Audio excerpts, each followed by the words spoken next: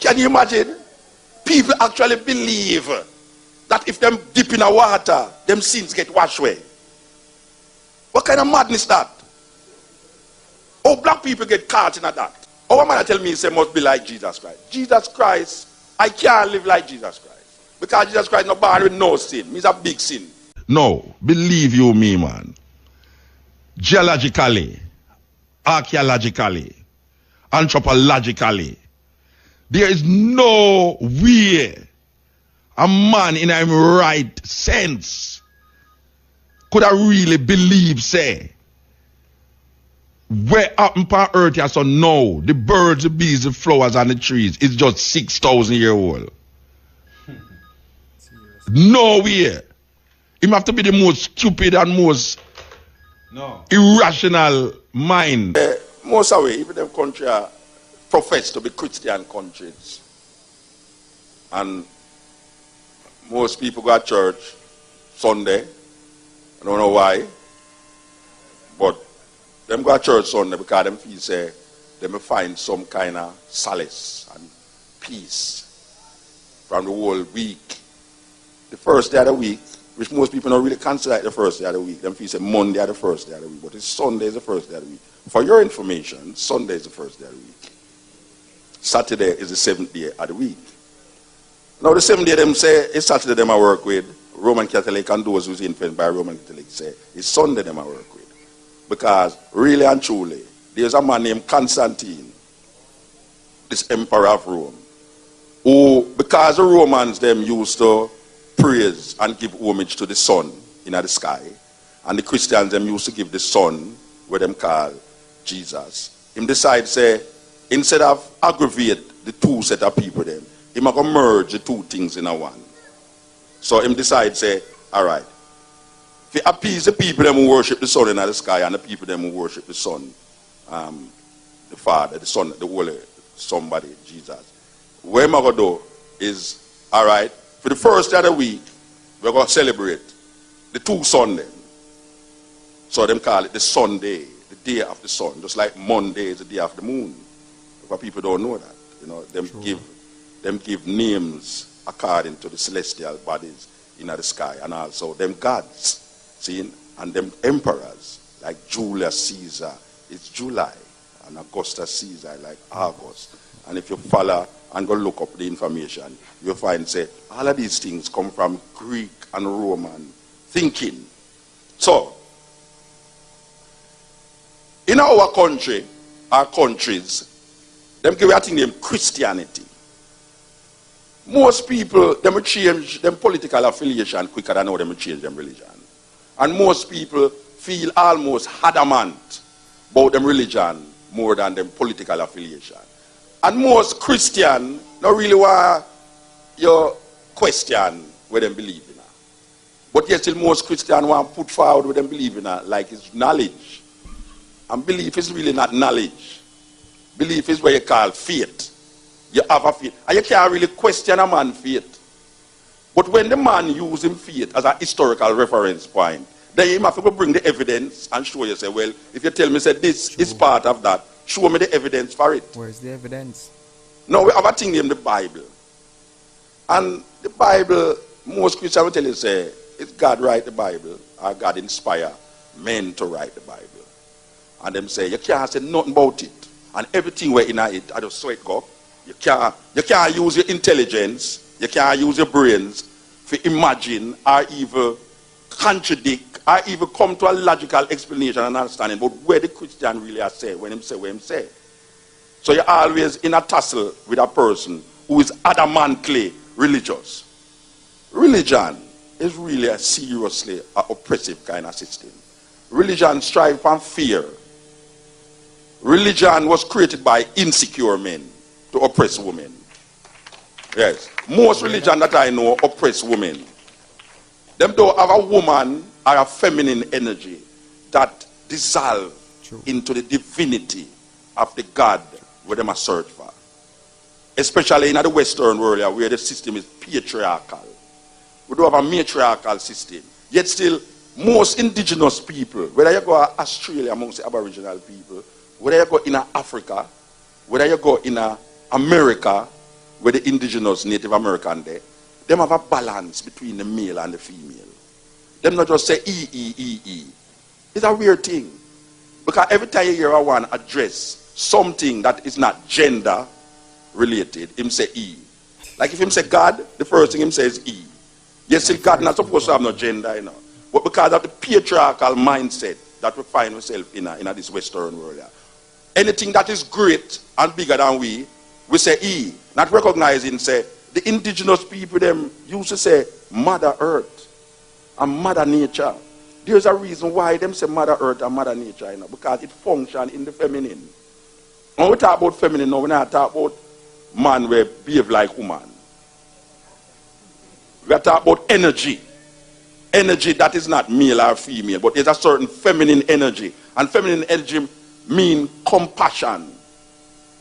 A certain sympathetic attitude that the masculine energy don't have. But when you look on a female, there's a certain compassion. You know, a woman have this compassion about her. That is why she get the hard work of bringing forth children. Because there's a certain compassion in that feminine energy that is necessary in the man. And we need to grab back that energy. We lose that energy somewhere between the middle passage and the fast food restaurant them. So in our African tradition now, we have this thing named male and female energy. And we give it up for the Christian energy. And the Christian energy tell us, say, is woman bring sin into the world. Yeah, there's a woman named Eve. It's a weird story. For those of you who go to church, I hope so all is not Eden inside there. You know? The church thing is really important because we grew up in it and we don't question it because them put a fear in our way, say, if you question it, you sin. So, no care a man intelligent. From him to reach a religion, him lose him intelligence. Him nobody think again independently. Him just follow where the things say, like zombie. No. There's this story where something where them says E made the earth in 6 days, and rest on the 7th. Obviously, him get tired because it's really a big job, really. So, he make something named man. And it's the weirdest thing because he make the man, and the man did it by himself. And this E wanted a gardener.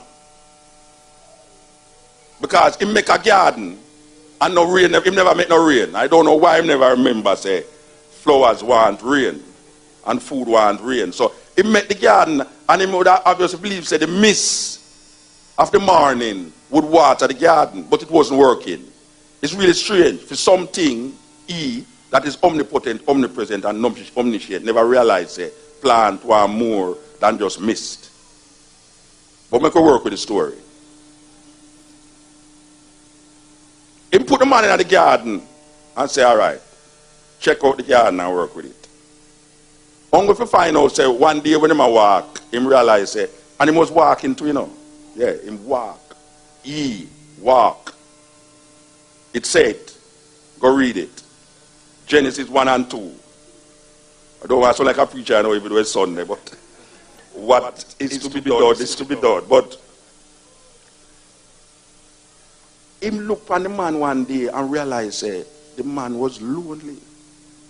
No, this is an omniscient, omnipresent, omnipotent something named E, which people call God. Him never realized if he make this one man, the man would be lonely. But he make the man, and he said the man was lonely. So, him realized the man was lonely, and guess what him do? Him call all of the animals them to the man. Now, I don't know why him call the animals them to the man. Trust me, that sounds kind of strange to me. Really. I mean, why would you want to call the animals them to the man? But that is how the story goes. It's not me I write the story, no, go read it. Genesis 1 and Genesis 2. So the man there, I play with the animal them, and I do a story by him, I do with the animal them, and he man name the animal them, alright, you name cow, you name ass, you name donkey, you name cow, you name dinosaur, you name all sorts of things, man call all sorts of names. But he pass again and he realize, but wait, the man still look lonely. The animal them not really work with him. I'm not work with the animal them properly. So him say, boy, I'm going to put the man to sleep. He put the man to sleep and take out the ribs out of the man. Really and truly. Really and truly. Woman is an afterthought, according to the story, He never really intend to make woman, I want the woman them know that, We don't never really intend to be here, You understand? That's why man treat woman so, because of that story. It was not the intention of God to put woman on earth. It's because him look on the man and realize that the animal them never surface him. So he have to go find something that make him don't feel lonely. So he put the man to sleep and take out him ribs. And then him shape up some mud and get a pump and pump some air in it, and it start to look a different way from the man. And him realize, well, the man I work with that thing then now. So him still call it man, but him say, whoa man. All right now. So the two of them in this place are nice and thing, according to them, it's the two first people them, That's how we learn in a school, and learn in a church, And I hope you, I know say you did learn that too, So the man and the woman in the garden, them say, you name Adam, you name Eve. You say, all right now. This thing that is called God have a tree. It's weird because we always believe it was an apple tree. American apple tree at that. Yeah, most of it when we think about the trees, American apple tree. Not even the green one, but the red one, really. We put a red apple on it. And we have two white people sitting up on it with a snake wrap around the apple tree. So, attack. It's a strange story. All right. So God put the tree. It never say apple, It say the tree of knowledge of good and evil. So he put the tree over there so and say, Adam, watch you know. You see, of all the tree them where you want to eat of it. But you see that tree there, don't go eat on it. Adam say, all right, no problem. I have enough fruits on there, so I have animal stock can work with. So we now work with that tree there. All right. One day, the woman walk by herself. And when she go near the tree, she see a snake wrap around the tree. And now, the story get more ridiculous now because the snake attack. It couldn't be a black woman that. No black woman now set up and talk to no snake. She a go run. What snake? Over the run. God. No black woman now talk to no snake. Me can vouch a black woman for that. Because I see my auntie run out of the bathroom already because you see a little lizard in the bathroom. Naked as she did, she was born. She run outside and say, Lord God, a snake. A lizard in the bathroom. The lizard not trouble at all. I see a woman run from roach. Much less a snake wrap around a tree. Couldn't a black woman that rasta. Anyway. So the snake I got talk now. No, you know. You see this tree, it's because God knows you're going to be like him, knowing good and evil. Why I'm telling you to eat it, And the woman say, it's not me to tell you, it's Adam. He say, see this? So I tell you, so you can't eat it. Yeah, man, you're going to be like God if if them say the serpents are deceived the woman, But when you really read the story, you realize it's not a deception, It's God don't want you to be like God, knowing good and evil. So he put this up. So, of the tree of good and knowledge of good and evil. So the snake I say, come on, eat the thing, man. And you be like God. So the woman say, all right, boom. And she bite the fruit and, wow, tastes like, it now not genetically modified thing in it. So it can't work. So she go to her husband now and she say, boy, you want to say, it's the tree where God said enough to eat from. I tell you the fruit. It has say one. So the husband take the fruit. He says, I'm going to eat it. God walk up on him sneakingly. I say, oh, me tell you, say, of all the three them you must eat, but that one that you must eat of, hear him now, is the woman, man. Is the woman, son. You see from God, you say the woman, God just turned to the woman and say, look, me have a curse, In childbearing, you shall have pain. And the snake shall bruise your heel, and it to generation to generation. And then him look at the man and say, you, by the sweat of your brow, you shall eat bread. Now, if me was Adam really supposed to ask a question, what is bread? Because no bread never in them days there, really. So, the idea of the sweat of your brow, you eat bread, I want to say, but we never plant bread yet, I will name bread. I mean, the story kind of ridiculous still, but yeah, because 1,000 of years after bread originally, invented, appear animal and birds and flowers and trees and things there. So when God said, by the sweat of your brow, you shall eat bread. You wonder, wait, then bread never invented them time and tell the man that. The man's supposed to get confused.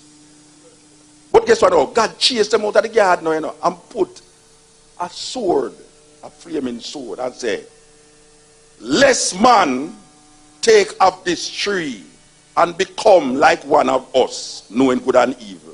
Let us chase him out of the garden. This is what God said, after him chase out the man and the woman. And him say, lest man become like one of us, knowing good and evil. Him going to chase him out of the garden and put a flaming sword in front of the entrance, that him can't come back in there. So the man gone and the woman gone out there, so now. Them realize they can't have sex. Cain born first son, Abel born second son. Now, some of you know, say, no, God don't like vegetarian. He don't like vegetarian. Because the story say, Cain is a farmer, and Abel is a hunter. And Abel take all of the animal them and offer it up as a sacrifice to the Lord. Because the Bible says, God loved the scent of dead flesh. So when God smelled it, he said, McDonald's, Kentucky, Burger King. Cain now, him take all him fruits and him apple and him banana and lettuce and this and that, cut all some pear and all everything and put it down. And when him come back, they don't touch at all. So I vex him, I get vexed, dog, and I say, wait. Oh, you kill off all of the animal them, and so cruel. And God love your things, and him not love my thing. So Cain just kill him, brother. Kill him, brother. Can't get jealous now. He must say, watch a man, after me tile so hard, and I work the ground, and them things, and look how my fingernail them stay. I can't ever put nothing on my fingernail, I can't ever get no money. I can't ever put nothing on my fingernail, I can't ever get no manicure and pedicure and all them things there. And God just deal with your things. So just kill him, brother. But yeah, the story get weird now. Because me go to school, mathematics show me say, if Adam and Eve is the first two people on earth, and Adam bring Cain and Abel, it's 4 people on the earth. And Cain kill Abel, 3 people on the earth. But the Bible says, Cain went to the east of the garden and found himself a wife. So me I say, wow. I wonder if Adam did that so something with the animal them that we never know around there, so that him go find himself a wife, Rasta. Maybe the tree monkey who set up on the coconut tree will evolve from them and come over there. So, but the story kind of get weird. Because really and truly, that's really weird. Anybody ever hear about Anansi? Anansi is an Ashanti folk tale. It's about a spider who's tricking. No, nobody really believes you have a spider in Africa we attack. That's a Ashanti folk tale. So why is it that the snake in this garden is not a Jewish folk tale? Because it's really a Jewish folk tale. It's nothing else but a Jewish folk tale. Because snake cannot talk. Snake cannot talk. The story is metaphorically written that you need to understand it on a next level. But these preachers and theologians who trick the people them every Sunday, them don't understand what is the metaphysical understanding of the story. It's like Humpty Dumpty sat on the wall, Humpty Dumpty had a great fall. Maybe the man never really talk about no egg. Maybe really talk about a system in a Europe. The egg is really the king. Humpty Dumpty sat on the wall. Humpty Dumpty had a great fall. All the king's arsenal and the soldier them couldn't put the system together again. We don't know, but maybe it's that him attack. No, I sure know say the people them who did write a story there have sense. And them never intend if we believe, say, those things was physically happening. Them don't really want to believe that. But these people come and make it history. So them have a faith and a belief. And the faith and the belief translate into historical things. So them tell you, say, no, it's a historical thing. Yes, God can do anything. He makes snake talk and donkey talk. Is there all that these kind of story in the Bible, you know? Donkey attack, snake attack, the sun a move and all them something there. And it gets strange. And a guy built a boat. 500 foot long, according to the book. The boat is 500 foot long. With one window and one door. And he put a pair of every animal in that 500 foot boat for nearly a year. And all of these animals in there. Where the hell them shit go? When them pack up the shit and put it, where them pack it up? Where the elephant are stand up on the rabbit. And the animal them who eat animal eat the other animal them. And the giraffe in them neck of your turn so because the phone, and the window no open, no air condition no in there. And there's 8 people them with all of these animals in. Oh, him get all of 2 pair. Oh, him get a pair of every animal in there. And them set up at the door. Okay, Japheth, coming in, 2 cows. Look at them if they say him say, okay, yes sir, father, animal, yes, male and female, you can go. Okay, 2 mosquito. What? Oh. Daddy, I can't tell the difference here though, you have to come and help me here. Son, you need a magnifying glass, man. But them don't invent magnifying glass yet, father. Kangaroo. How did he get kangaroo in there? Kangaroos are indigenous to Australia. How did he get kangaroos in there? Did he walk to Australia and take back the kangaroos? It's strange. And this 500 foot boat. And him destroy the whole earth. With all these people who don't have nothing to do with nothing. More than say them, some of them are farmers, some of them are animal. I mean, all these pregnant women, these little babies, you just destroy the whole earth because you say man mind get wicked and vain. So you got to start over. This is omnipotent, omnipresent, omniscient. We're supposed to know when you create something, say it will get weird. Just like when a man create a computer, he knows say after a while certain things are going to broke down in night. So you make parts to make more money off of you. We buy back the parts them. So you know really that's where the computer itself, but that's where the things them in the computer. Yeah. God who is omnipotent, omniscient, make a whole world and make so much people on the earth and then take 8 people put in an ark with 2 of every animal in it and then wipe out the whole place with some flood rasta. And then when them come out of the ark, them get worse. So him never know say after him that means that when this is genocide, you know, because after him destroy the whole of the people, them let them come back now. You got to tell me them never know, so them will get wickeder and them get wickeder. And after 6,000 years, them get worse and worse and worse, you know, till him have to come with all him son and kill him own son. What kind of father that? Straight. Him kill him own son, and him kill him own son 2,000 years ago, and the world get worse. Man like all Bush about the place and things just get terrible. It's weird. And you know, as them come out of the ark, so you know where them do? Take the animal them and offer them a sacrifice. After you save the animal them in the ark, as you come out, you know, you say you go plant some food. You just take the animal them because God said, at Genesis 8, me I talk about no, you know. Genesis 8 tell you say, and Noah offer up the animal them as a sacrifice unto the Lord. And you ever notice that the man them of God in the Bible always get drunk? Oh, that appear drunken people God love. Yeah, because Noah get drunk and lay down naked so. And him younger son come. I don't know when younger son to because nobody on earth can tell me say this all-powerful God curse a generation of people because the younger son just see him father nakedness. That's something else the younger son do. There's no way I'm say and him just look on him father and him father lay down the drunk, you know. You tell me say no, a man lay down drunk, my father lay down drunk, and to me going to go see my father naked. God just cursed the whole of my generation them rasta. And black people they thought them come from Ham. What kind of fool story that? Come from which Ham? Ham is one of the sons of Noah. Ham, Shem and Japheth. Yes, some black people say we are from the tribe of Ham. I don't come from the tribe of Ham. Then which part of black then where Noah come from? If Ham was black people, Japheth was the white people them, and Shem was the Asiatic people them. So Noah was what? Where tribe, where race Noah come from? Because Noah was before the three of them. We don't ever think out the story, you know. So them have this man now, coming and see him father nakedness. And the other son them come in and say, Lord God, what is you do? And them take one blanket and cover them father back way and walk out back way. And God looked upon Ham and cursed, not Ham, you know, him cursed him son, Canaan, and said, cursed be Canaan. So there's a distinct son named Canaan now, that everybody know a fight for Canaan land, which is now what them call Palestine, and the Israeli them go in there and a fight for it. It's not none of them land, you know. It's not none of them land, according to them book, it's Canaan land. Where the Canaanites them there? Where are the Canaanites today?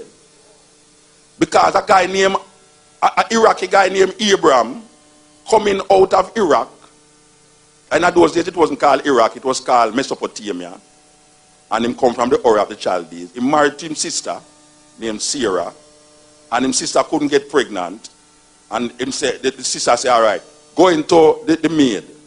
What a beautiful woman that. Wow. She can't get pregnant to say, go have sex with the maid. Lord God, I want to be that woman there. And him go have sex with the maid. And when the maid get pregnant, the half sister get pregnant too. And she realized, say, if she make the maid stay in there with the son, is the son going to inherit Abraham's inheritance? Because that is how them do them things. The elder son must inherit. So she chase out, son going to inherit Abraham's inheritance. Because that is how them do them things. The elder son must inherit. So she chase out the son out of the house and the mother and stay in there. And she have a son named Isaac. And the other son named Ishmael. And according to them, Ishmael is the father of the Arabs. And Isaac is the father of Israel. Because Isaac have two sons, Esau and Jacob. And we know the trick we were going with Jacob and him friend them. And we accept these stories, you know. Because it's pure trick. We have go down the line, you know. All of the story them have a trickery in there. Where them say, it's God initiate the trickery. All of them. Never read any Lot. No, that is the weirdest one of them. Lot have two daughters in him house, and two men come a Lot house where them say them is angel, and the man them have the place where them live in a name Sodom and Gomorrah. Well, people call Sodom more than them call Gomorrah. I don't know why. I don't know if the Sodomites them do have sex with man different from the Gomorrahites them. But God never make no differentiation. Look, I wipe out the whole of them. God is a homophobic God. You talk about Sizzler and keep it like that, but God, homophobic, bad. I mean, you know, the gay people, them a ball out about it, you know. Imagine Lot having two daughters, them not out, and the two men them not out, and the man them upside them come and say, bring the man them out here. Make we do what we want to do with them. And Lot look on the man them and say, look here, see me two daughters them here, take them instead. The man them say, where you take for heterosexual? I say, bring the man them out here. What you talking about? Bring the man them out here. And the man them in there so you want to know. It now go work out, you know. So you want to know. Take your family and left this place side, because we're going to destroy this place. We're going to call Bush. To mash up the city here. Totally devastate the city. With drone and all everything. We're going to match up the city. So take your family and move. No. Imagine them come out of the city. As I mentioned, say, the woman thing is really a problem in that story there, you know, because you know a woman stay, she have a certain compassion in her. More than likely, she'll listen to all of the ball and we are going in a Sodom there with all the brimstone and fire drop on the man there. And she couldn't take it. She got turn around. And she turned a pillar of salt. What kind of story that? What? The woman turned a pillar of salt. God make the woman turn a pillar of salt because him said the woman disobeyed. And God wipe out a city of homosexual because, I don't know. And Lot go in a cave with him two daughters them. I know so only if I never hear a story yet, but it's in the Bible. Lot go in a cave with him two daughters them. And the Lot get drunk again. Pure drunk, you know. And while Lot lay down the drunk, you know, him elder daughter come inside and say, what? And she just run going to the younger sister and say, where you are? So me just going to the cave there a while ago and say, Daddy naked, you know, me I tell you, say, trust me, you think the man them master them go out with nothing. I fat daddy, you are, see. That's why I know, so mama did love him, so you know, that's why she told a pillar of salt. And you know what the daughter do? The daughter going to her father and get pregnant. And when she get pregnant, she go to the younger sister and say, look here, see ya, daddy's son, listen, you know. Go in, go get your own. And the next younger sister go into her father and get pregnant too. That is incest, you know. That is incest in any language, in any culture. That is incest. But nothing never happened to neither the two daughters them nor Lot when them do that. Yet still, God wipe out a whole city of man who them claim says homosexual. And then now them come tell me about Jamaican people homophobic. You ever hear any artists a wipe out in the city? Or even 3 people in any family because them are homosexual? Most of the homosexuals that are Jamaica is them love or kill them. It's not the guy who just eat. Everybody, watch a man, everybody what me know, including myself, know a homosexual. And if you don't know a homosexual, you have to check yourself, you know, it's a serious thing. So nobody's in Jamaica. See, say a homosexual, kill him. No go so. I told them why you believe. I told them why you believe. But this a whole city, trust me man, me go a Sodom already. I mean the physical Sodom and Gomorrah. Not even bush there.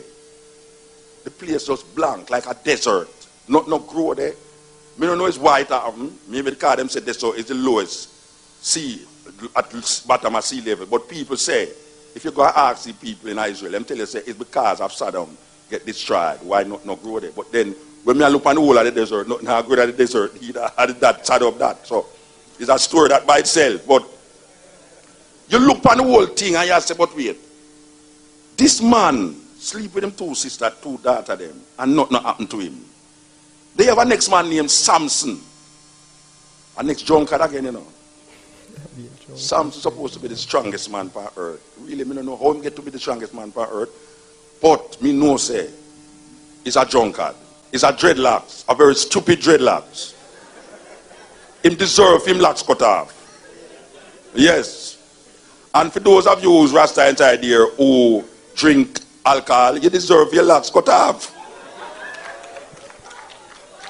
Because a man supposed to be this man of God, this judge of Israel. A woman has come. Well, sister they read a poem about. A little sister they come here to come read a poem. Everybody did that cheer, man. Eh?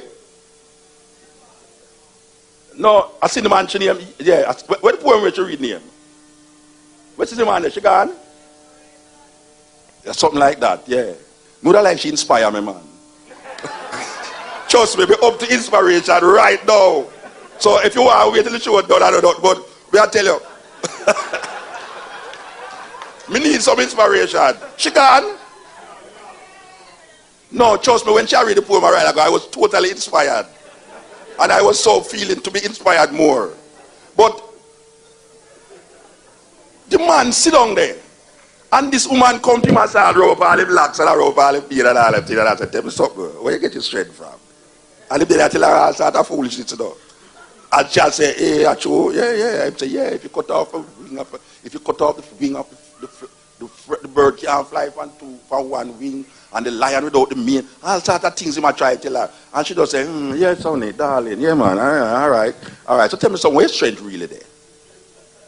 And she just start to give him some jerry and never rum. And sometimes I have some Baba roots joke you too, you know.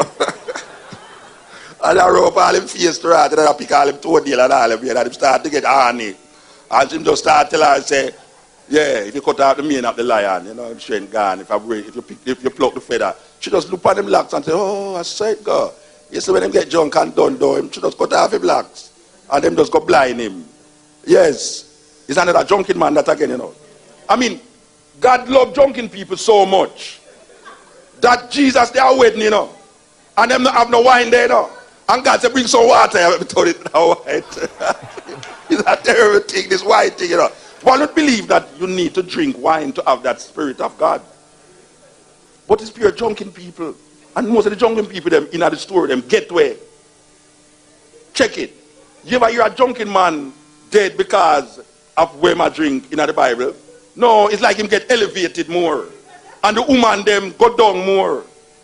Yes, the woman them get sink more in these stories. And then the woman them go down more.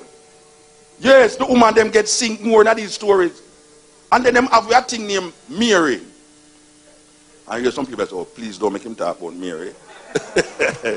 Yeah, we're going to talk about Mary. We're going to talk about Mary. Because we're not sacred about none of them. No.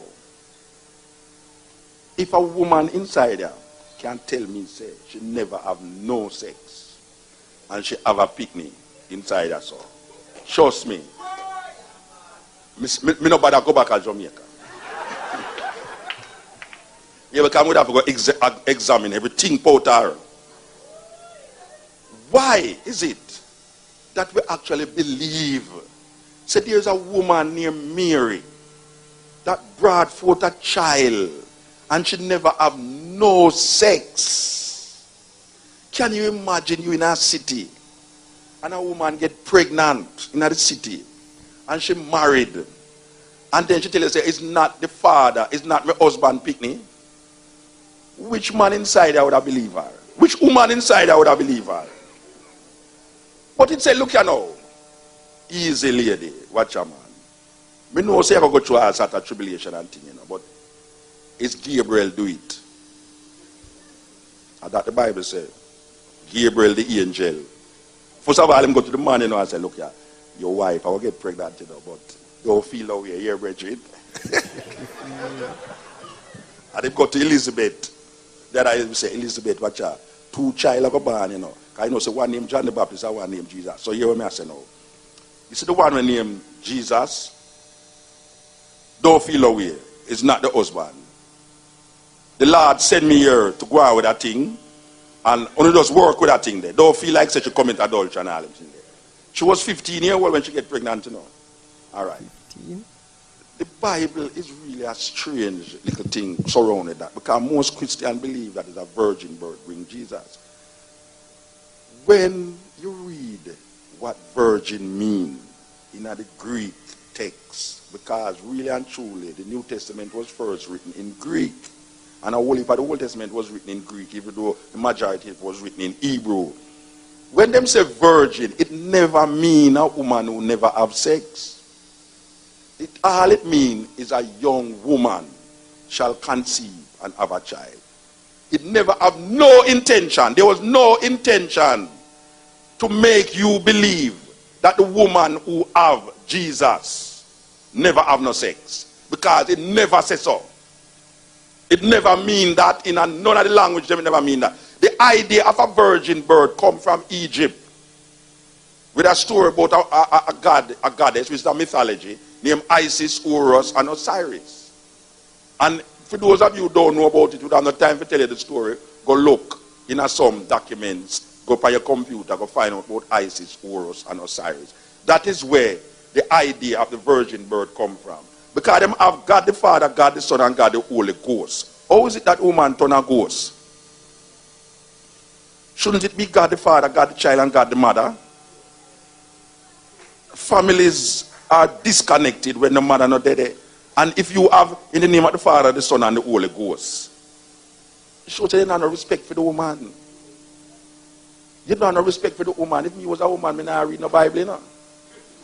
No, because pure disrespect. Sure. Imagine a woman ever bring the Savior of mankind in the earth and she never have sex yet.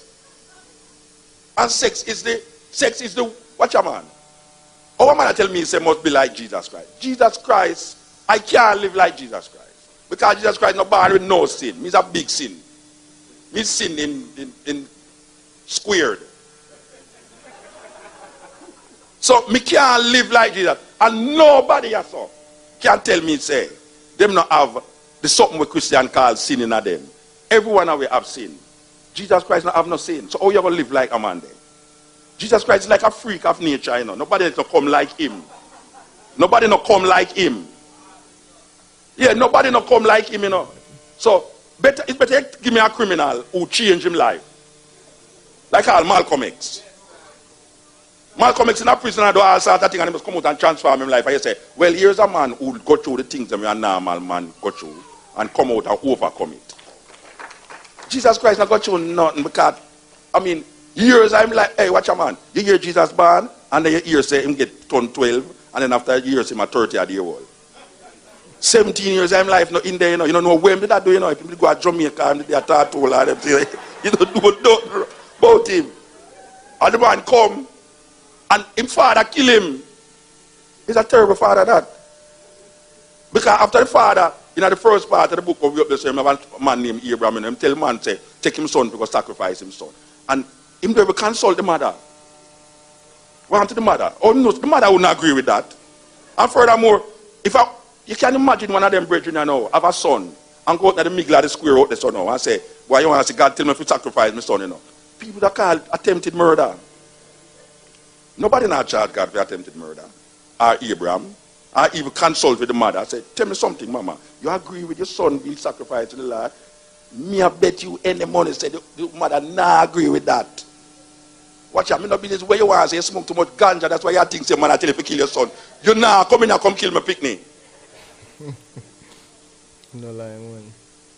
And then way down 2,000 years after, it never worked with the lamb, the son over there. So them just catch a little lamb and kill the lamb and burn it and offer it up to the Lord. So then 2,000 years after now, them bring a man named Jesus Christ, the son of the same God where did I offer up the sacrifice them from down there. So him come up here so now and get him son, him only son, put him on a cross. And you have black people who walk with cross around them neck. Suppose them put Jesus on an electric chair. Will you put an electric chair on your neck?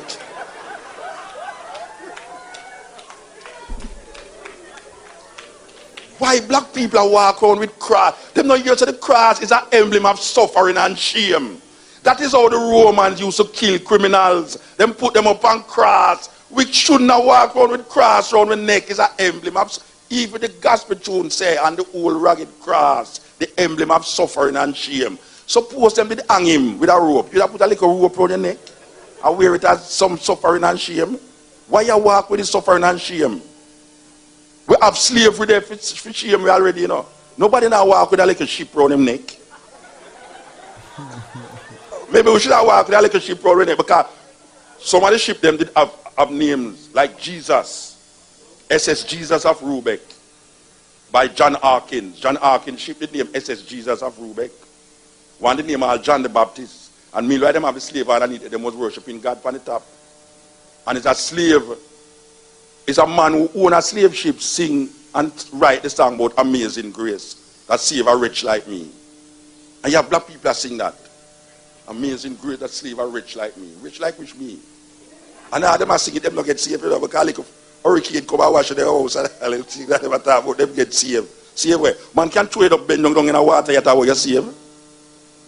I'm going to talk about, yes, him baptized in the name of the Holy Ghost. What the hell?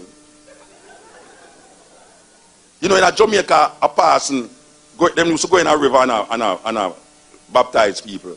And this youth, him old youth down in the water, for baptize youth, and the old youth dry him down in and drown, The preacher me attack. Because I'm there. In the name of the Father, whoop them down, and the Holy Ghost whoop, and then I would use a rope and drive down in the water to rot and drown him. A true story I tell you, it's so like joke. The pastor get drowned. Can you imagine? People actually believe that if them dip in the water, them sins get washed away. What kind of madness that? Oh, black people get caught in that. We don't even know if we love one another. Watch a man. If you want to know where God, they just look beside you, man. Especially if a woman they beside you. Because you're not going to find God in a church. A long time God left the church, He just sit down there. And the best place to meditate up on your toilet bowl. Yeah, man. Already constipated. You sit down on your toilet bowl, man. Things just come to you, man. Come to you. God not in a church. No matter, it's fear. It's fear them have within a man. And so the fear of God is the beginning of knowledge. But them say, fear, love casts away fear. If you love God, you cannot fear him. Because if you fear God, you cannot love him. Because love is void of fear. And what religion gives you is fear. I believe. Knowledge is power. When you have knowledge, you don't have to believe nothing. Knowledge casts away mysteries. Power. When you have knowledge, you don't have to believe nothing. Knowledge casts away mysteries. Fear is developed through mystifying things. And when you mystify something, like I'm going to tell you, say, boy, a bush attack to man. What the hell that is all about? Bush attack to man. You have a rasta now get so involved in that with a ganja tree. A foolishness.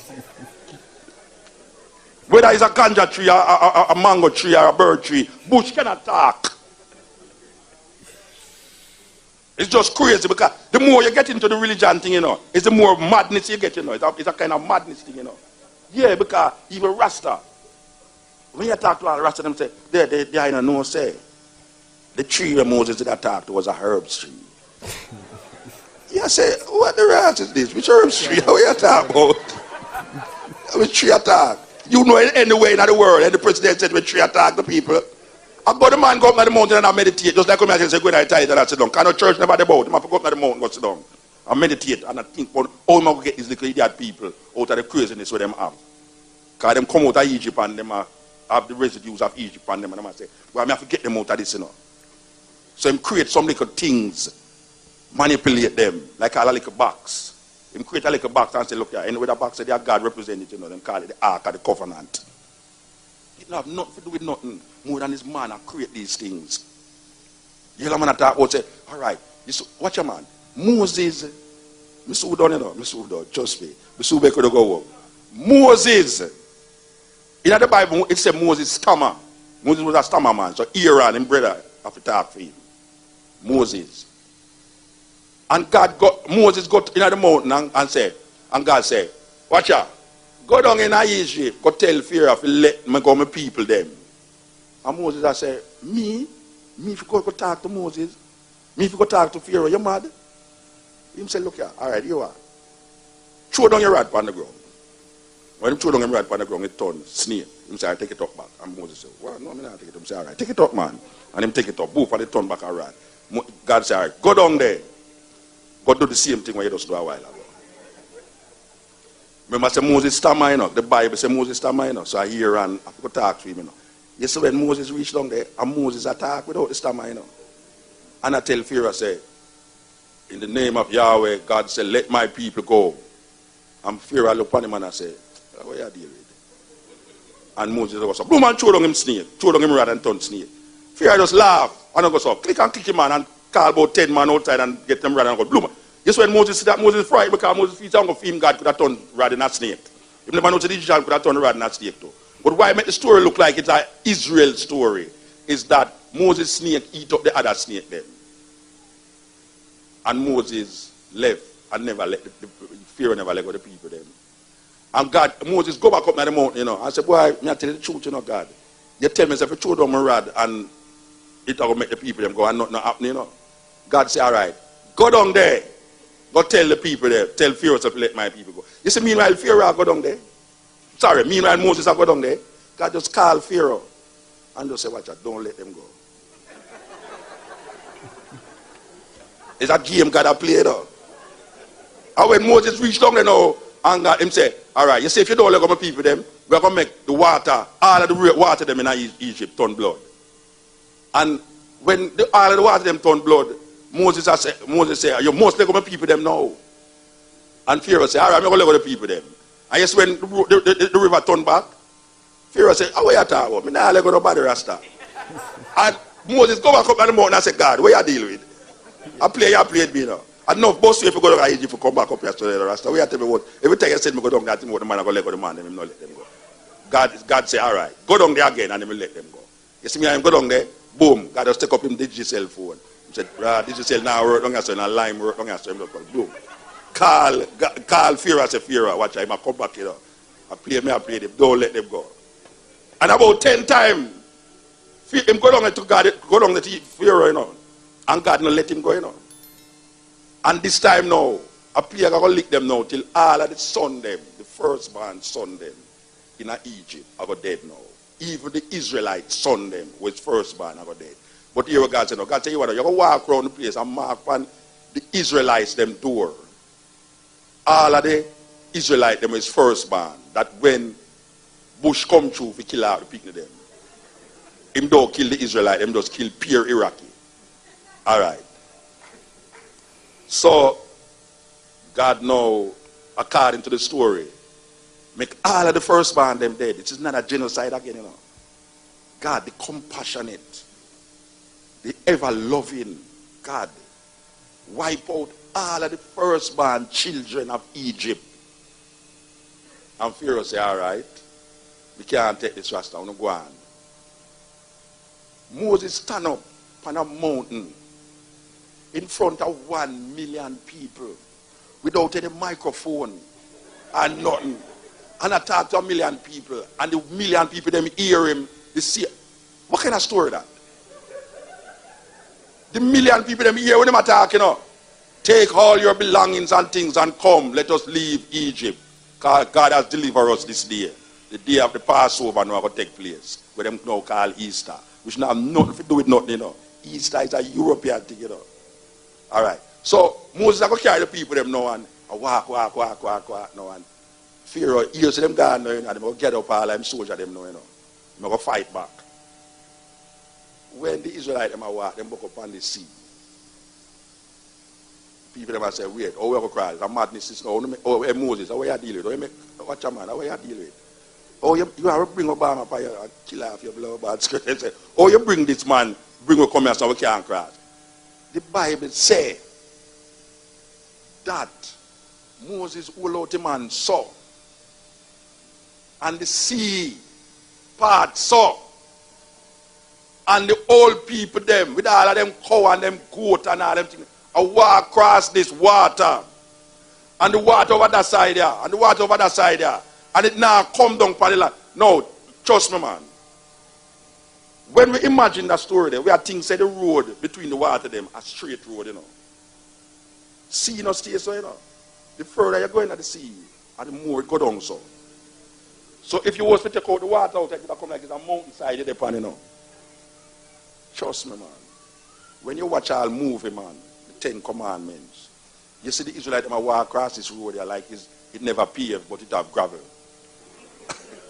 And they walk past it.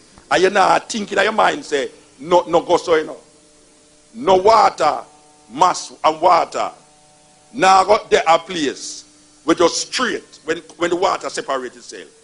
Because water is beach and it will go down so. So the land will go down so. So more than like you have to go and climb down the further you reach down there, so you know. But we take the story. We take the story. We don't question them story there. Them story there in our consciousness for years. And the more it gets repeated, is the more we accept it and don't question it. This poem shall speak of the wretched sea that washed ships to these shores, of mothers crying for their young swallowed up by the sea. This poem shall say nothing new. This poem shall speak of time, time unlimited, time undefined. This poem shall call names, names like Lumumba, Kenyatta, Hannibal, Akhenaton, Malcolm, Garvey, Haile Selassie. This poem is vexed about apartheid, racism, fascism, the Ku Klux Klan, riots in Brixton, Atlanta, Jim Jones. This poem is revolting against first world, second world, third world, division, man-made decision. This poem is like all the rest. This poem will not be amongst great literary works, will not be recited by poetry enthusiasts. It will not be quoted by politicians nor men of religion. This poem is knives, bombs, guns, blood, fire, blazing for freedom. Yes, this poem is a drum, Ashanti, Mama, Igbo, Yoruba, Nyabingi warriors, Yohuru, Namibia, Yohuru Soweto, Yohuru Africa. This poem will not change things. This poem needs to be changed. This poem is a rebirth of a people, arising, awakening, understanding. This poem is speaking, I've spoken. This poem shall continue even when poets have stopped writing. This poem shall survive, you, me. It shall linger in history, in your mind, in time, forever. This poem is time, only time will tell. This poem is still not written. This poem has no poet. This poem is just a part of the story. His story, her story, our story. The story is still untold. This poem is now ringing, talking, irritating, making you want to stop it. But this poem will not stop. This poem is long, cannot be short. This poem cannot be tamed, cannot be blamed. The story is still not told about this poem. This poem is old, new. This poem was copied from the Bible, your prayer book, Playboy magazines, the New York Times, Reader's Digest, the CIA files, the KGB files. This poem is no secret. This poem shall be called boring, stupid, senseless. This poem is watching you trying to make sense from this poem. This poem is messing up your brains, making you want to stop listening to this poem. But you shall not stop listening to this poem. You need to know what will be said next in this poem. This poem shall disappoint you because this poem is to be continued in your mind, in your mind, in your mind. It's a serious thing because, you know, people here we attack all the while, you know, and I say Ethiopia, Ethiopia, Ethiopia, and people are saying, look, Rasta thing. But guess what? Original man, the place where them call Ethiopia right now, at Deso it start. Human species, civilization, evolve through time and space, through that little place where them call Ethiopia. So it is no wonder that I and I could come right now and look to Ethiopia for our salvation. Yes, it is no wonder our salvation did have to come through the oldest point of reference. No one can say nothing about that. And we don't have to legitimize that through the Bible because the Bible not old. And just the other day the Bible come out. We are talking about ancient civilization. Millions of years old. It is no accident why Rasta come now and say Ethiopia. Because Ethiopia have so much of the history of human species that if we look inside at that and say our salvation belongs to Ethiopia and come from Ethiopia and emanate from Ethiopia, who is these people who come tell us different? The story of humankind is reaching back another million years with the discovery of Ardi, A-R-D-I, a humanid who lived 4.4 million years ago in what is now Ethiopia. The 110-pound, 4-foot female roamed forests a million years before the famous Lucy, long studied as the earliest skeleton of a human ancestor. No. The older skeleton reverses the common wisdom of human evolution, said anthropologist C. Owen Lovejoy of Kent State University.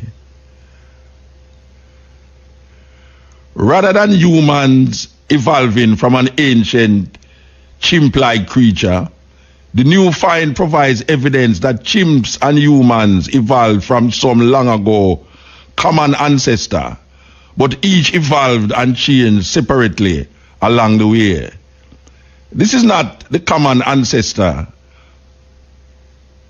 This is not that common ancestor, but it's the closest we have ever been able to come, said Tim White, director of the Human Evolution Research Center at the University of California, Berkeley.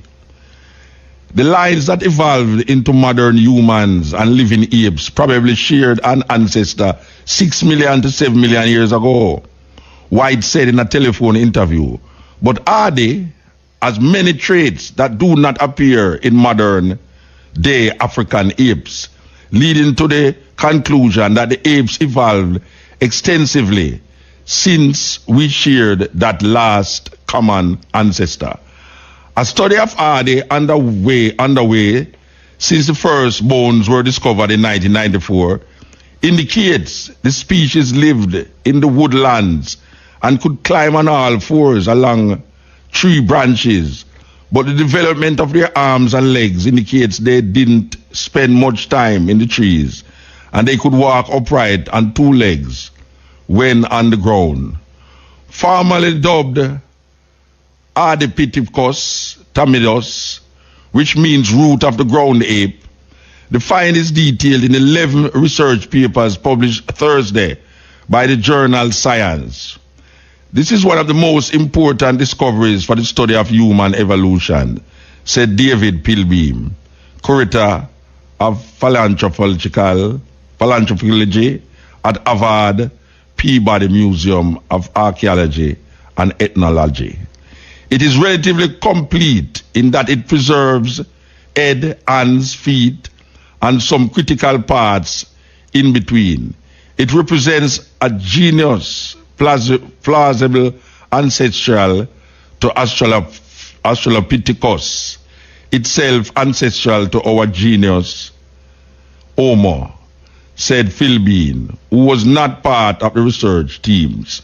Scientists assembled the skeleton from 125 pieces.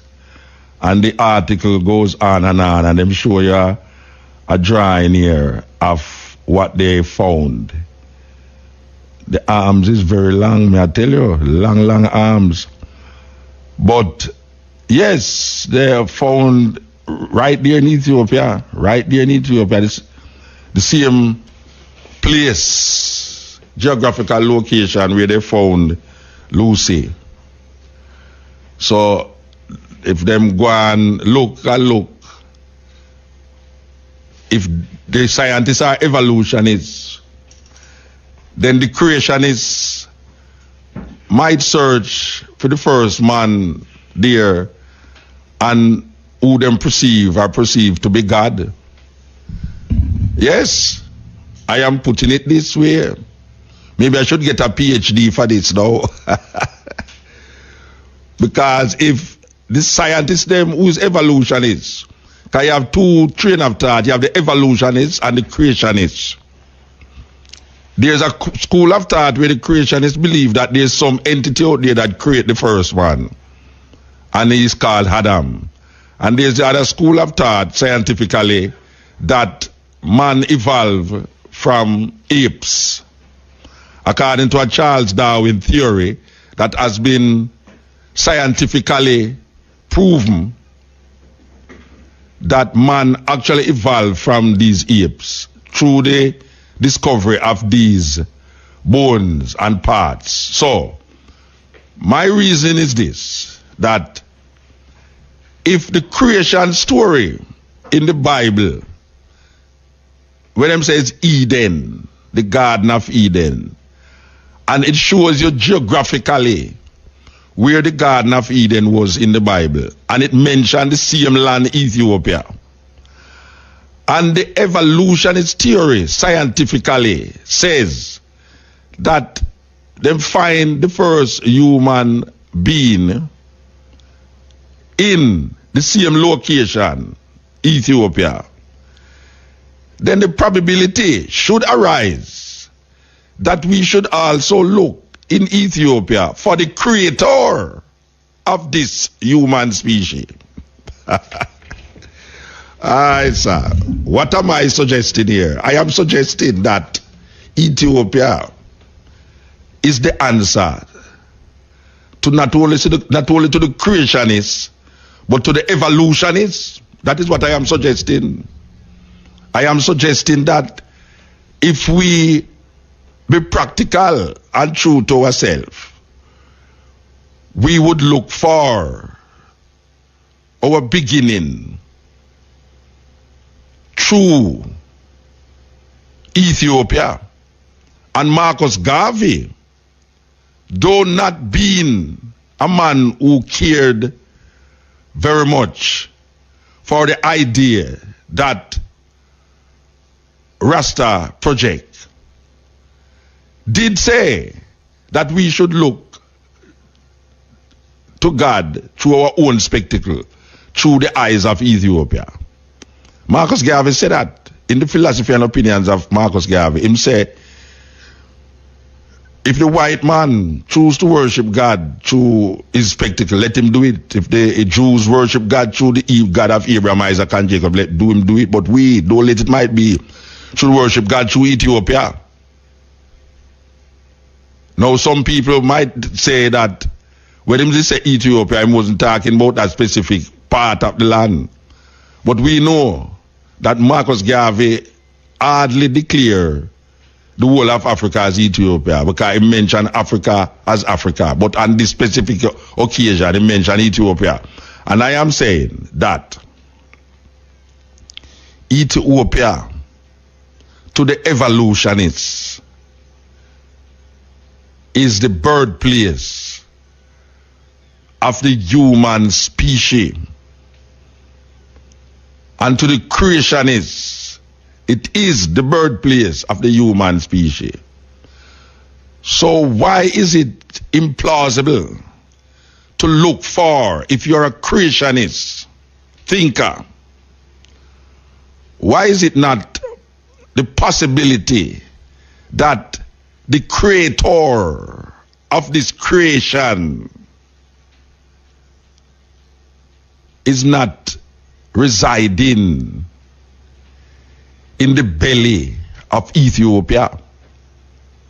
And though a lot of people might claim that the Rasta man don't know what I say and don't have no sense, because he might look for one man and I declare him God, I non-apologetically I say it is better to search in the bowels of Ethiopia through your ancestral legacy and define yourself through Haile Selassie than to imagine vain things about a concept that was given to us by insecure men. Yes. And it's not ordinary for a man come declare Haile Selassie. Because when you look on the idea that Rasta man declare, it's much bigger than all Rasta too. Much bigger. And it just amazes how people just shun it as some stupid concept. Instead of them look upon the fullness of it and the realization of it. But because it come from a set of people who them claim say, no, I'm not theological background, I'm not educated enough to decipher concepts and ideas. They want to say we don't have no sense. But the plausibility is there through evolution and through creation story. The plausibility is there. There is a fullness in what the Rasta man is saying about Haile Selassie and about Ethiopia. There is a fullness. There is a higher level of perception that is not grasped by the normal everyday person who are think about Savior and Jesus and God and all them thing there. Serious thing. I mean, I'm bridging a talk a while ago about the magnitude of the Rasta idea and Rasta not really grasping the magnitude of the idea. You know, see, because we're coming from a Christian society, most Rasta choose to validate this idea through a biblical perspective. But if you could have just step out of that biblical perspective a moment and realize that what Rasta is saying is like momentous. I mean, if there's such a word, it's like large. And I don't really think most Rasta understand the magnitude of this concept, this idea that Rasta project upon the world by saying Haile Selassie. I don't think a whole heap of Rasta understand it. I don't think a whole heap of Rasta understand that saying Haile Selassie is not just linking a man with a Solomonic dynasty, linking a man with biblical perspectives, but realizing that it's like a giant. It's like something. You ever see a cloud like somebody does kick up dust and it just pours out. It just. May I tell you? I mean. That's what they would call a snowball effect. Yeah. Snowball. Running bigger and bigger. Kind of gather up snow. Yeah. Cause when you look on these, when you look on these archaeological findings, and all right, first of all, me and some people are reason just this weekend in a Cincinnati. They are Cincinnati and a reason on a radio program in a Cincinnati. Why you look the people them in a Cincinnati? Why you? And we say, all right, the evolution show you non-apologetically that the earth cannot be 6,000 years old. It is ridiculous. I mean, not even the most sensible, not even the most ignorant Christian theologian. Only dark Christian would tell you that no. Still. Yeah, after all of this. Yeah, still. Yeah, if I tell you say Only the earth is 6,000 years old. No. You know, see, I don't even know. You know what? Ian Boy, I forgot to interview Ian Boy. Knowledge increase more than yes, because look at now. The Bible say the earth is 6,000 years old. You know, man is 6,000 years old. In I'm farm, I'm stay here, so no, it means 6,000 years old. That means say, according to the Bible, before Adam there was no man. That is what the Bible is saying. Before Adam there was no man.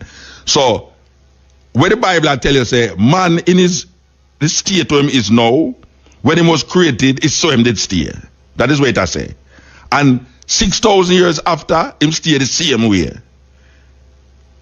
The same look, the same design is just so. God make man, and just how we look now is so God did make man. And 6,000 years of man is where we have for earth. No, believe you me, man. Geologically, archaeologically, anthropologically, there is no way a man in a right sense could I really believe, say, where up on earth here, so no, the birds, the bees, the flowers, and the trees is just 6,000 years old. No way. He have to be the most stupid and most irrational mind. The same man will believe that, believe, say, you'd have dinosaurs lived 10 million years ago. But how can believe that if dinosaurs did not live before prehistory? Them call it prehistoric, man. No reason it. It's a weird thing. Him just say, him say they have dinosaur. Yeah. Then if they have dinosaur, the dinosaur was like, me go at Jericho Rasta. The same wall, the same place. Where them say, round the wall of Jericho the army went. 7 times the people shout and the wall fall down. I went to the spot where that wall was. And I'm entering the city of Jericho. And I said this many times on this program, I know. I sound like a parrot now, but I keep repeating the same thing. When we went to this city, when we are just about to enter the city, there is a sign there that says, "Welcome to Jericho, the oldest city on earth, 10,000 years old." That is what the sign say. Welcome to Jericho, the oldest city on earth, 10,000 years old. No, that is 4,000 more than the Bible, man, There have to be man creating cities. And these people claim that Jericho is 10,000 years old. If you go to Egypt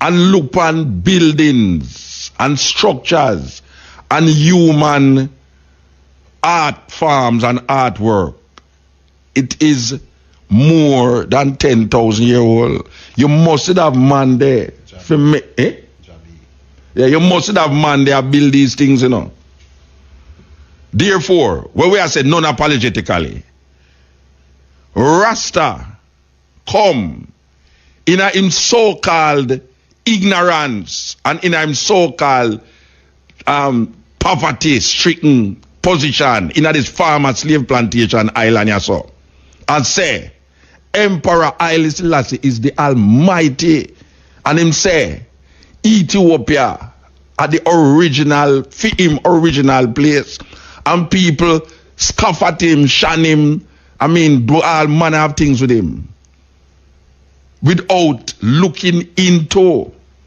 the idea, because the idea don't originate with the man who ball it out here, so you know. Is thousands of years the idea linger in the wind, you know. It just come grab some people in this part of the world, yeah. But it's thousands of years the idea they are linking a linger in the wind. So a man but make it come like say it's a joke thing, because see there the creationists and the evolutionists are declare Ethiopia. So if we never got dig up no soil, some of we never ever take no plane yet. Most Rasta never take a plane to leave Jamaica. The elder them, when they come up with the idea, never know Ethiopia, but them declare it. We have to really take a stock.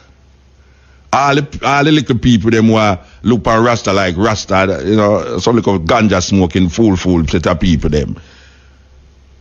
We are linked the whole thing through what we call our spirituality, through our experience, not through learning in a book, not through calling nobody, just through the experience and the learning. Where gone past Bible, gone past Christian thinking, Judaism, Islam, all of these things them where them set up as religion for the people them.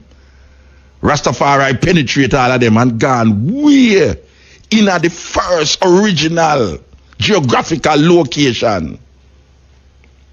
Go find for him Redeemer. A serious thing.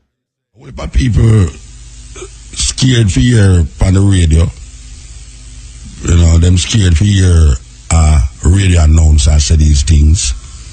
Them scared, them frightened for hear say we have certain views. We just almost sound we out with a smile, because people investigate certain things, so them just get scared and nervous when certain things not connect with them to that thing. You understand? Last week we asked a question, and then the next I call the man said he's the incarnation of the devil, but yet them still never answer the question. And we can ask many more questions all the week and frighten him more too. Sometimes we say certain things and we have to go dig deep, because we don't want to say something and then make the thing go earwire. And we look at certain things seriously too. You know, see, like what the question we asked last week, nobody come answer we. And we say we ask questions that children ask, that little children ask. Them don't understand. You know, like how there's a little advertisement where they're on the TV where the little youth stand up in front of this pregnant woman and him say, what's that? And she say, well, it's a little baby. Him say, so how it reach there? That's a little baby child question, but a very important question. How did it reach there? Because I hear the problem with that now. Most big people afraid to come tell you exactly how it reached there. You understand? So because them don't want to tell you exactly about sex, them start telling some little madness about it start, bring it there and this and that, and it make the illusion become so prominent that the youth now grew up with this tendency about sex. Because he wasn't told about this thing. How did the child come? It come through the union between a man and a woman and bring that. No, they're afraid to talk that. So them tell you pick some little craziness. And over the years, we see the craziness gone in some perversion. Yes. Perverted thinking and perverted mind. We see the thing gone in because you never tell the youth originally what is what and what is not. You know, see it? So when we come down and say, but, oh, you tell the things so over the years. We are sure this so this way, you know. Look at it that way, yeah. But some people afraid to look at it the next way because it though in line with how they were taught the thing. This is how you're supposed to think. Them have you in a little straight jacket. You're supposed to think this way. And if you're not think that way, you're idiot. Or you don't have no sense. So if you ask a question, like last week, me ask a question, say, how is it that Moses is supposed to write the 5 books of the Bible, yet still Moses is talking in third person? I want somebody to answer me that. There's no way I'm going to write something, my autobiography, and write myself in there as the third person like I was not experiencing it. That is a valid question to a child. And as I said before, I ask a question when children ask, because I realize when children ask question, if them get the right answer, it work out a certain way in them consciousness. Because it make them know go search deeper. If them get the wrong answer, them become like zombies and puppets. And then when them grow big now, it's a rebellion. Because them come say, but look how them that tell we lie. Like me, yes or no. A pure lie, then they tell we. Them still a tell we lie. And we come find out say a lie them a tell. Because when we did a little picture, we them know say a lie them a tell. Because even the people them who tell a lie don't know say a lie them a tell. That is how deep the thing is. Because this lie come from centuries of liars. And them keep the lie floating by showing you more things that make attract your subliminal thoughts. And then put the thing inside of it and put the lies, and the lies them look like truth. So when you hear the truth sound like lie. Most of the things them what we know is lie. Most of the things them that we come to believe is lie. And we are talking about like millions of things, whether political, social, sexual, religion. Most of the things them that we hold fast to as truth is lie. It comes from a group of people that is there to manipulate history, manipulate culture, manipulate social order, manipulate political order, manipulate sexual order, manipulate God thinking, manipulate spirituality and religion, and give us what them want to give us. Make them feel say, make we feel say what them say is the truth. And if we go circumvent it, it's either we're going to get ton madman or our own people shun way, disregard way, and say, boy, right now, foolishness in my talk.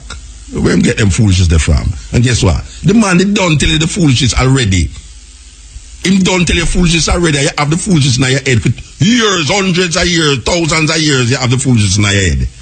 And you're not say a foolishness because you know what? God know nothing else more than what him tell you. So when you hear a man come down and tell you, say, but when I want a 2, you know, and 2 and 2 and 4, and him keep going on and say, but hold on, but you have something well lower than all 0, you know. Come on and tell you, say, boy, a man feed 5,000 people with 4 fish and 12 barley loaf. And you say, how is that possible? Him say, well, watch you now. It's supernatural thing that, you know, that is thing where you can't even question that. That is beyond your comprehension. I say, but wait, or beyond my comprehension, what is it? What's the purpose of it? Why am I shown something that do have no significance and relevance to the reality of my life? Why am I being told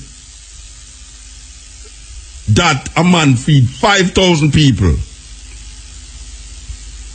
with 4 fish and 12 valuables or whatsoever and feed them with? Why am I being told that in my life? Why should I now accept that as a real situation? Because if the man, it come to me and show me, say, look here, this is a metaphor for something. This is a figuratively speaking. I'm trying to show you something mythologically. And the myth is there to make you grasp a certain understanding that is in the human comprehension. But I'm using flavors and different things to make you more understandable of what I am trying to say. But them don't do it that way. Them say this is history, this is the real thing, and that's how it go. And if you think something different, you're something else other than where you is. And them have matter in them eye and can't see it. Because the matter is so thick, it close them eye. So them think without understanding. And them accept without knowing. Because the belief is what them grab with continuously. Them all with a belief system. And them grind it in a way. And pump it in a way.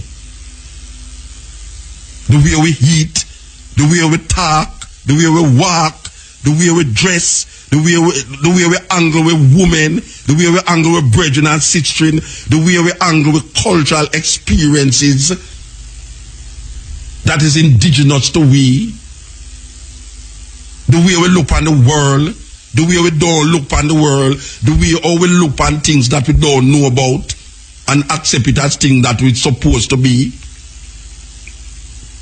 It's a terrible thing them have we in. Especially black people. Especially black people. Black people, they're way over there, so. And them supposed to over here, so. And when him hear about himself, him deny himself. You ever talk about Peter deny Christ 3 times? Black people deny themselves 400 times. In a 400 years, black people deny themselves 400 times in a 400 years, and I carry weight on them shoulder and believe them in a slavery still. So we say the coming up now of America and where America is today, and you hear the man talk about slavery. And them start with history of slavery like that's how it start. When we know, say, thousands of years before in the Greek or anything like that, there were African people living in institutions, having them laws and all them things there. But the reality of it is that this is not the time now for say you don't know. Because there's so much information given right now that if you really say you don't know, trust me, it's a terrible thing right now at this time you have to say you don't know. Because them want us to believe that because of them raping and robbing and pilferaging them, the land and the people, and always stay now at the bottom is also was all the while. But if we only knew what we knew now, if we didn't only knew it then, it would be a different aspect of life. And that is where we really want the people them to understand. We want the people them to understand, say, slavery is not African history. Slavery is not African history. And before they came to Africa, your foreparents have had institutions, scientific, economic, social, political, families. The families were intact. You might hear me always use this phrase, it takes a village to raise a child. That's an African proverb. It takes a village to raise a child. We lose all of that. That is why it's we are going here so now. We are going here so now. When we look on it, and then we see them have the wealth. You wonder how them get wealthy. How did America become the wealthiest country on earth? Where did they get their wealth from, or how did they get their wealth?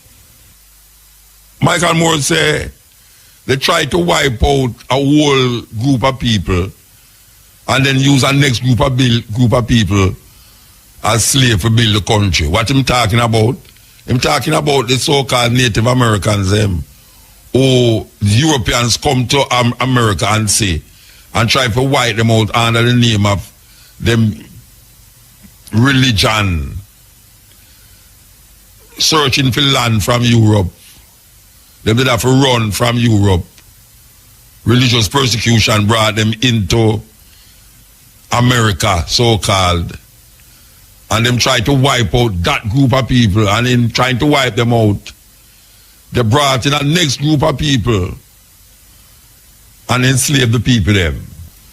But we know and we understand that even though America behave and go on like say everything is donkey do, and we had a black president and all these things, we know that there's an underlying thing that is soon will flare up. And then we're going to wonder if it's the great America that, or if it's a third world country. Because according to that statistics, America is the worst first world country. I wonder if you hear me say, I know me say, statistics say that America is the worst first world country. And America has done so much thing because the people in America, we see them white, it's Europe them come from. As we are telling you a while ago, these so-called pilgrims who was running from religious persecution in Europe, in England, came over and see the Native American them and try to wipe them out. And then them end up and try look independence from England and fight with them called a civil war. And the North and the South move against one another. And then them start now the Confederation down at the bottom. And them get the Confederate flag. Well, we see the flag come back in light again. And then we see this president, Donald Trump, this president who is very white and is trying to make America white again. America never stopped being white. It's just that them cloud it up and cloud up a whole heap of black people face. And make black people feel say, yeah, things are going halfway. But we know. So the dragon is still alive. A lot of people hear about the liberty and justice of America. Most people recognize America as a free country, very democratic, and is in justice. But black people, over the years, as a collective force, as a collective group, never get no justice in America and still is part of that unjust system. So we continue. That statue of liberty. And when I was going to school, I thought that the Spaniards and the so-called Arawak, as we were told they were called, was having a conversation about land and all these things. But as a little youth, I never ever thinking in my mind about wait. The Spaniards never know the language of the Tainos. Now the Tainos know the language of the Spaniards, so them could never have a conversation. What transpired was these men have guns and bayonets, and the indigenous people of this part of the world had fruits to give. And they were slaughtered because of their look. These Spaniards thought that they would be killed because they were looking like, according to their eyes, savages.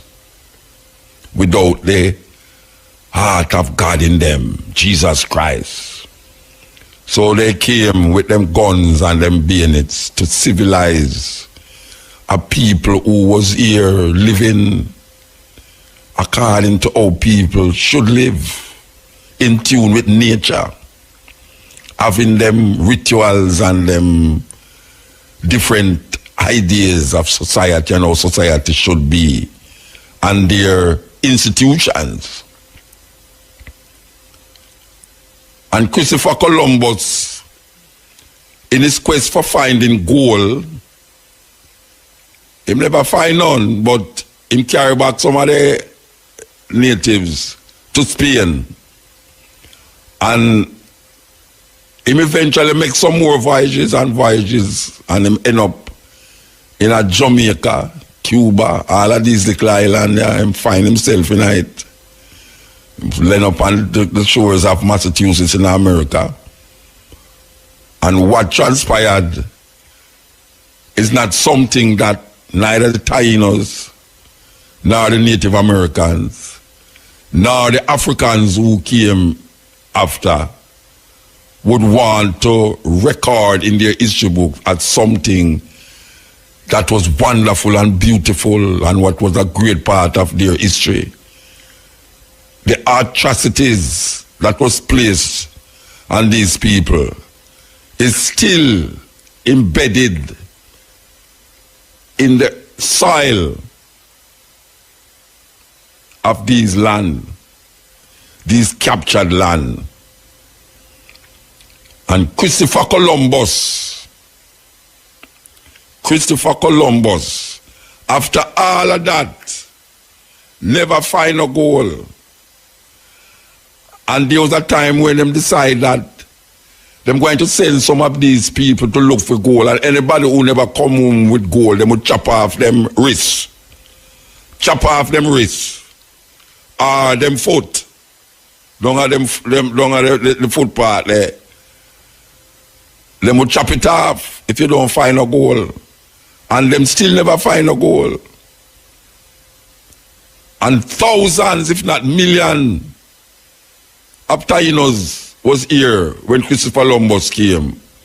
And when Columbus leave, there was a couple hundred. Christopher Columbus devastated this part of the world. Disease that these people never know was introduced to them in the land. The Tainos were murdered, raped, and all sorts of disease take them over.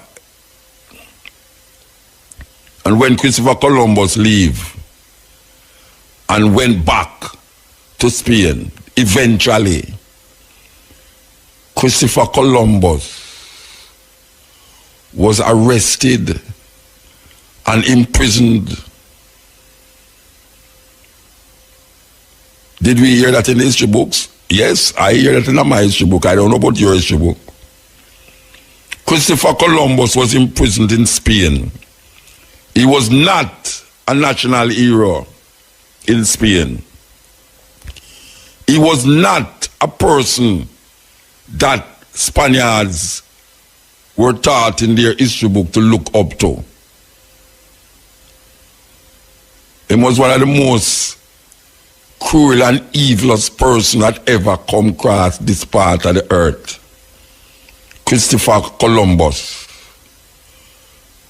We want you to remember what them teach you in history class when it come on to this part of the world. Because Christopher Columbus thought that he was in India. And logically, because he was traveling west, obviously it was the west of India. So therefore the people who was on the land, who was not Indians, was called West Indians. No, think about it. The Tainos was here first, think about it. We come, the English take over the land from the Spaniards. Kill off some Spaniards and take over the land. Capture land again. White people are kill white people for take well land where it's not for them own. Them still a do it. Jamaica was first occupied according to their history, because we can't even go back farther than that too, because the Taínos was here. Jamaica was occupied by the Spaniards who come and rape and kill the Taínos.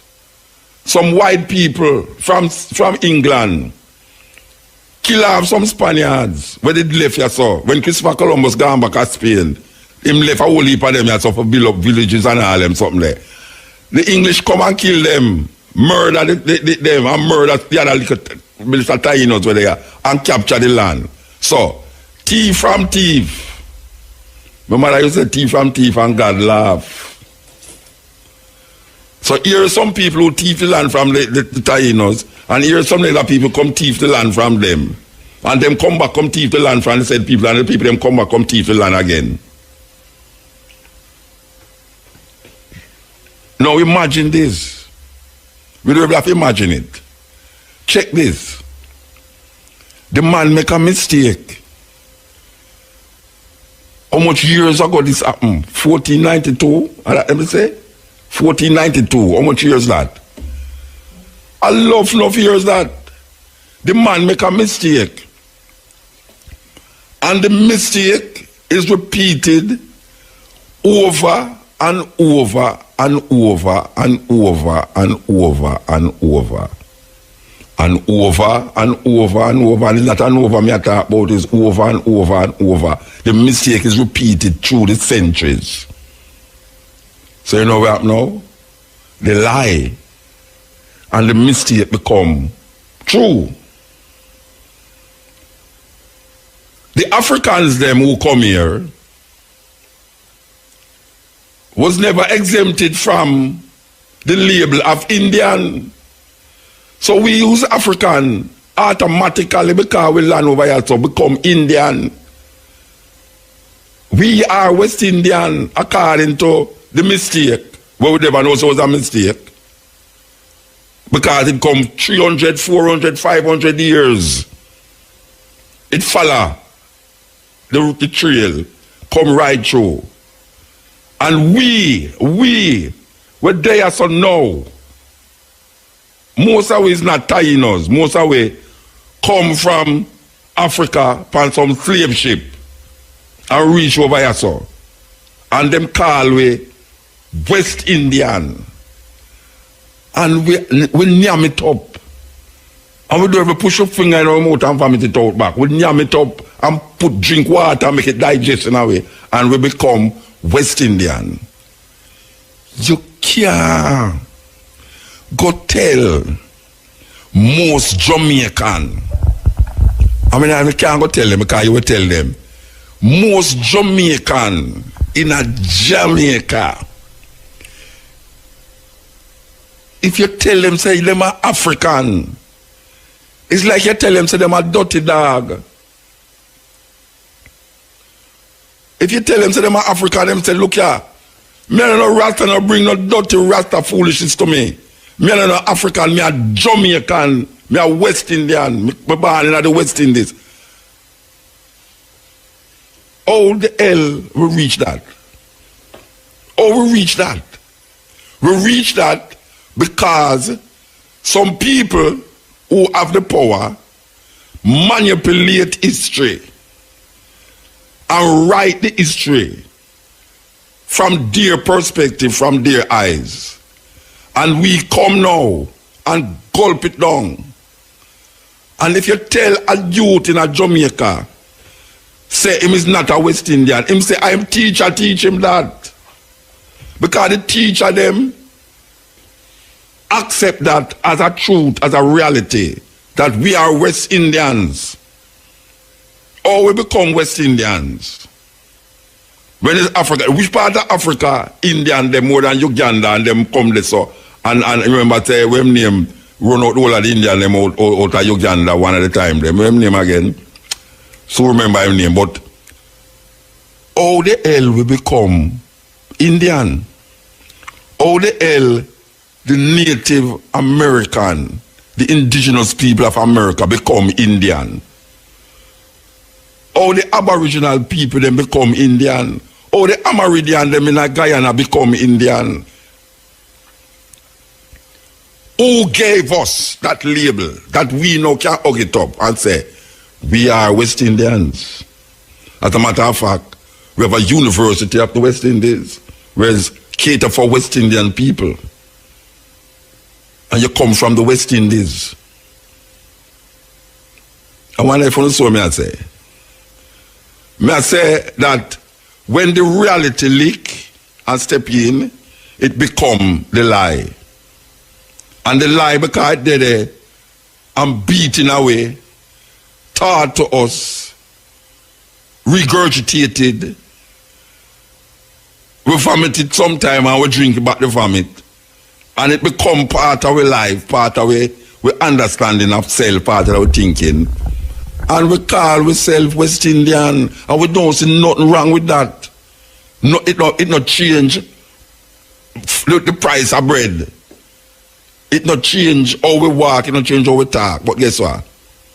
It have something to do with a collective mind and how our consciousness is directed. How we direct our consciousness to ourselves. The confidence what we're supposed to have in ourselves. Get eaten, like when rat are shooting pickle. And so we thinking get chew, lickle. Till the little thing, the first chewing, don't seem important. But guess what? It's a serious thing. Them have a way for torture people in a certain eastern country, Them just put some water over your head, and make it drip. Tip by your forehead. Tip. It's a wicked way for torture people that. Tip. And that is what them do to we now because we no wake up. We no wake up, We still hear the tip in our head and start love it. Yeah, we start love the tip. Yeah, me a West Indian. Oh, but I come in Africa, me never born in Africa, but you never born in India neither. You never born in Africa, but you never born in India. It's India the man did I go. And make a roundabout turn. He make a roundabout turn and reach on us, and you now continue now with the roundabout turn with him. And him have you at speed roll like you or you and King. Because I remember him say, because him never know, Him say the four corners of the earth, We know that the earth now have no four corners. Him never know that. But people say, well, you want to tell the four corners of the earth. I'm going to lick you from you and make you reach the four corners. We part the corner. Show me one of the corners of them. Where the corner of the earth there. And that them do to we, The peripheral thinking become the thinking. The major thinking. It starts on the periphery, on the edge. But then now it just nyamina become you. So we are not ourselves. We are West Indians. We can't be African. We cannot be African because we never come from Africa. And furthermore, even if they come from Africa, we don't identify with Africa because of pure murder and death and destruction and Ebola and disease and this and that and people are starving and all them something. We don't want to identify with that. See it? We want New York. It's so large, call it 2 times. New York. Big bright lights and this and that and tear up jeans and fingernail push down out there. So terrible. It's terrible. We're in a serious position. But same like how the slave mill grind slow according to my brethren, Damien, it's same way the consciousness of a mill we are grind slow too. But guess what? Sure. We confident in that the mill a grind, the confidence mill a grind and it a grind slow. We confident that the race is not for the swift, but it's to endure to the end. And we're going to endure because logic says we're not supposed to be here after 400 years, after the whole heap of cruelty that them put on way. We weren't supposed to be here, but we're there still. And if we're there still, tomorrow we're going to be here. We're going to be here tomorrow. And we're there still. Because our liberation and our freedom must come as African people. And no matter how it look now, No matter how the thing look away, we say we're confident in the victory of good over evil. Haile Selassie said that many years ago. We confident in the victory of good over evil. And the reason why you name Mr. White is because you never know, say you have a name Ukumba Lumumba, you don't want to call those names neither because you say, what kind of name that? You prefer name Mr. Brown and Mr. White. How the hell you name Mr. White are you black? Because we in Africa, when we name ourselves, when our children, when our parents name us, they name it according to your character and your personality. Sometimes they name you on the day you was born. Like when we talk about Kwame Nkrumah, you know which day Kwame Nkrumah born because Kwame is Saturday.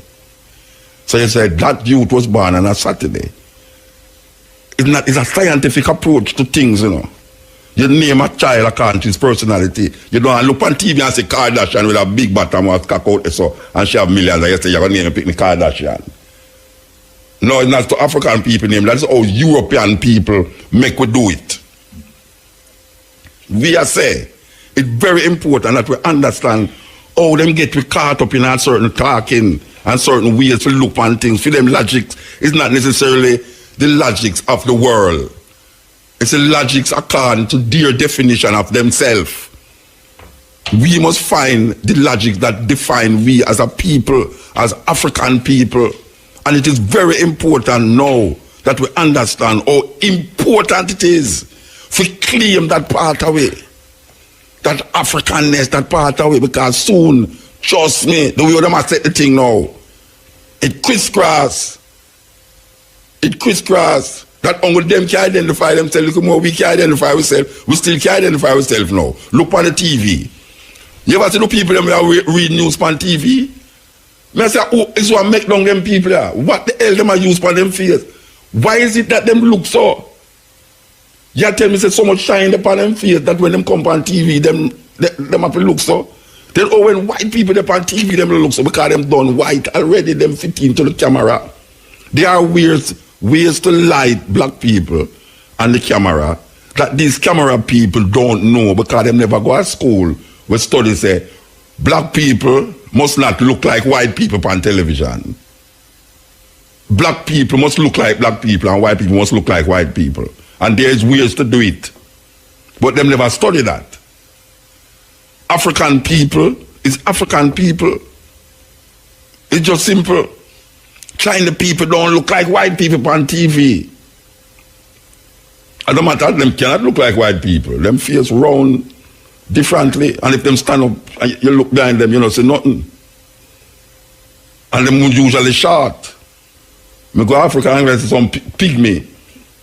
Them call them, hey, when them, hey, you wouldn't believe how big people them, you know. I'm not talking about freak of nature, you know. Like some people you see on TV, you know, we have this, them little short people, we are going with them antics in America and them come. We're talking about real people in Africa. And some little man and some little woman, when you see them look like picnic. You look like a whip of picnic around up along the yard. But them is people, big people. You understand? Not freak of nature. What we have done as a freak of nature, because black people don't want to say them African. It's a freak. It's a freak if a black person come out in a yard and have him fingernails stretched gone out there so, and the ear a horse here, and the bottom enough for them on, them breast enough for them on, them lipstick enough, I mean, them eyebrow enough for them on, them eyelash enough for them. That is freak of nature. Put pant up, you know, them have tear-up pants, them have dress out, them have them no clothes on. Them go and dance, and light fire underneath them crutches, and do all sorts of things. That is freak of nature. But that is where we're there. We come like this and be like this because there is low self-esteem. And Marcus Garvey say, and we're going to repeat it over and over and over and over. If you have no confidence in yourself, you're twice defeated in the race of life. But with confidence, you have won even before you have started. The words of Marcus Messiah Garvey. We seek if we continue after we know in our history say the guy make a mistake. And after we now know and see who is Indian in Jamaica.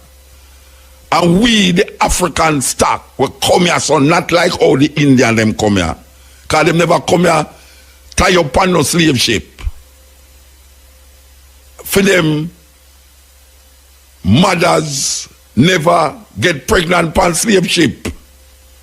That because them never want to get the baby on the slave ship and reach us, so them throw themselves and the baby off of the ship. Them rather go down in the water. I couldn't say a lie. I could say it's a mistake Columbus make. Columbus make a mistake. And we use the mistake to define ourselves as a people. And this boasted slave them on you, so we tell you say it don't matter. That don't make no difference. If you think you can go in a Mr. Maharaj's place and call him German or call him Indian, not Indian, sorry, call him Finnish or Swiss, him not gonna accept that. Him is an Indian. Him come from India, him parents come from India. What we say? We say African people have to wake up. Wake up. Because the thing start out with a lie, so it must continue with a lie. Because you can't start out with a lie and end up with truth. You can't start out with a lie and then at the bottom, because you have to go tell a next lie to redeem the first lie. That is how it go. Until somebody catch you in something, it's like you have to go find something else, you go justify the next something and justify the next something. The only thing is that when you tell a lie to somebody, most of the time the person don't know it's a lie. You know, see it? So true don't know it's a lie. In order to amplify what you did say in the beginning, that him can more believe you more, you tell a next lie. And a next lie and a next lie. But it's still a lie. Even if him catch you or not, it's still a lie you tell. But him don't know it's a lie. So it's we that I stop the lie where we never know it's a lie. But here we know, we get more conscious of our surroundings. We have books and we can read them English language. We can read about them history and ours. And we fools if we have all of these information in front of us and still refuse to dig into it and believe all sorts of madness. Because belief cannot inspire you to reality. It is information that causes inspiration.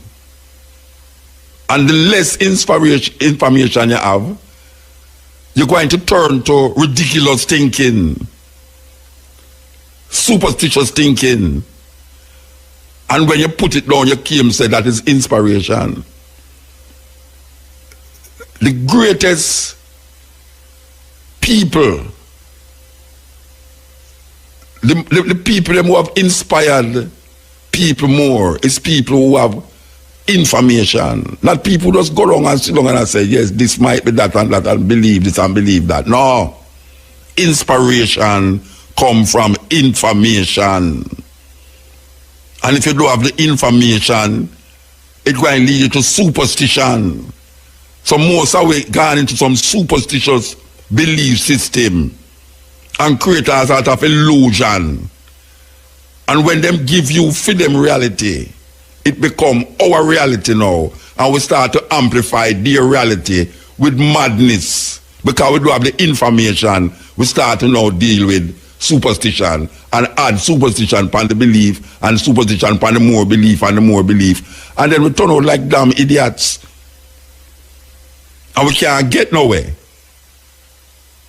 Because we don't recognize that it's a lie. It's a lie them tell we. For years we tell them man we on this lie.